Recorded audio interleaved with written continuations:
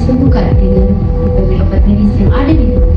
Virus ini menular secepat begitu tanpa tanda sedikitpun. Dan dampaknya ia melumpuhkan moral dan juga keadilan.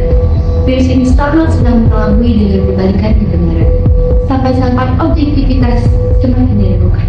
Selain itu, virus ini dapat mempertanyakan kemana yang paling baik.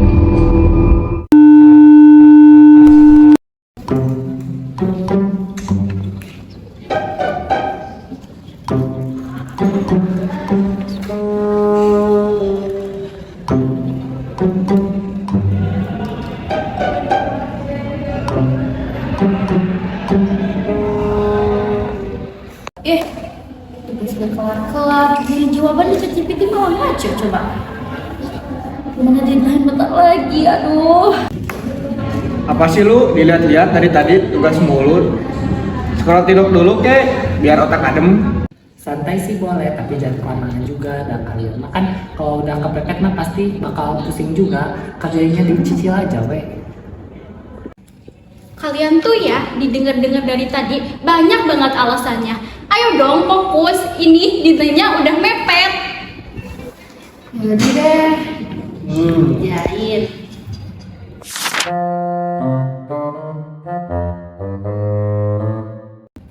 Akhirnya beres juga. Keluar dulu cari aku. Ikut, aku juga tak beres. Sini. Duh, gue udah kuat, pusing banget, gila. Lu kenapa sih bisa sesantai ini? Lu mau tahu gua bisa sesantai ini? Ya iyalah, nanya. Masa lu gak ngerti sih, gua biasanya ngejoki. Hah? Joki? Emang boleh? Atau gini aja deh, kalau lu takut ketahuan ngejoki, mending tanyain aja ke si itu. Ngejoki ya? Tapi itu curang gak sih? Bodo amat deh, daripada lama-lama bikin stres. Yaudah deh, ayo. Yuk.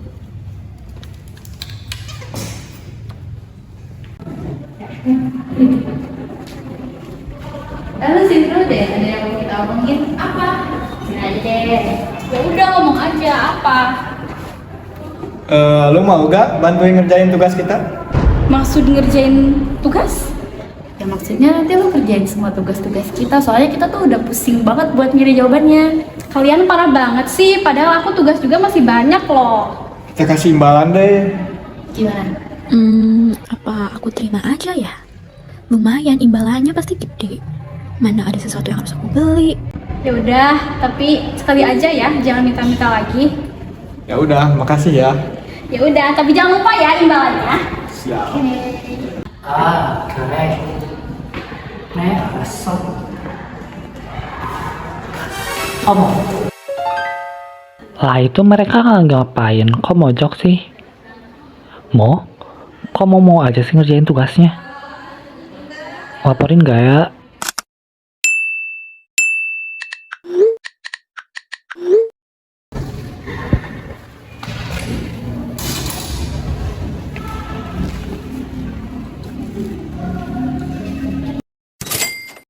Bagi sebagian orang, perjokian terasa lunak, bahkan dianggap sekedar membantu teman. Namun, di balik kebiasaan itu tersimpan bibit-bibit kebohongan yang perlahan merusak integritas. Jika dibiarkan, kebiasaan kecil ini bisa berkembang menjadi penyakit moral yang menggerogoti hati, pikiran, dan nurani. Penyakit ini bisa disebut korupsi. Mungkin saat ini mereka hanya memikirkan cara instan, bagaimana cara agar segera terbebas dari masalah yang menimpannya. Dan bisa saja mereka tidak akan memikirkan bagaimana dampaknya di jangka panjang. Namun ketahuilah, jika sudah seperti ini akan sulit untuk kembali berintegritas karena sudah terjamah oleh kenikmatan sesaat. Nuraninya dibutakan oleh ketenangan fana, sehingga mereka tidak takut untuk menyiasati. Sungguh, bibit koruptor nampak adanya. Melaporkannya, apakah akan sepenuhnya dilindungi atau bahkan tidak? Melaporkan tindakan yang lebih dari perjanjian aja masih dimanipulasi. Peduli amat, yang penting kita berdiri pada pihak yang benar. Jadi, jangan menormalisasi tindakan korupsi. Dan jika kalian melihat tindakan itu, jangan takut untuk melaporkan Akadi.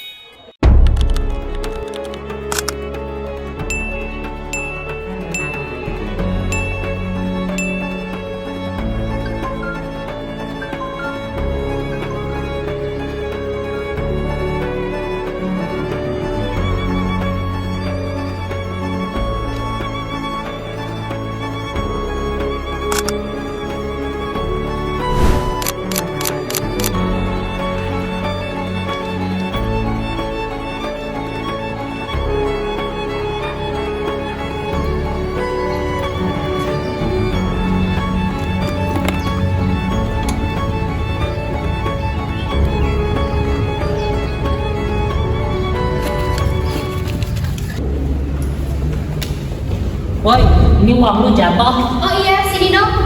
Tapi bentar, ini uang apaan kok tumben banget sih? Kepo banget sih, siniin. Ini pasti uang hasil joki kan? Gue tau kok selama ini aku joki. Apa sih? Sotoy banget. Emang ada buktinya gue yang penjoki? Gak ada sih, tapi gue lihat kok waktu kemarin lu dipinta joki sama mereka. Udah deh, gak usah urusin hidup orang. Urusin aja hidup lo itu yang udah drakor.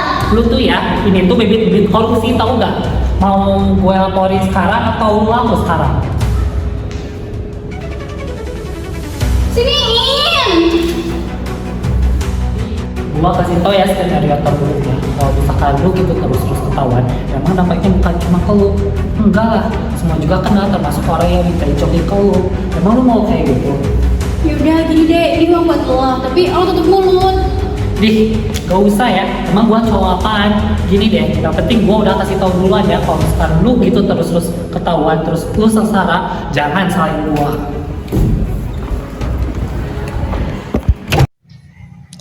Kenapa ya? Aku kok tiba-tiba kepikiran apa yang dibilang sama dia kemarin? Apa aku harus berhenti? Tapi nggak semudah itu. Soalnya pendapatan tambahanku kan dari situ. Jujur, aku juga capek. Takut kebiasaan ini tuh lama-lama ngerusak aku. Tapi mungkin dia benar. Mungkin itu memang langkah terbaik.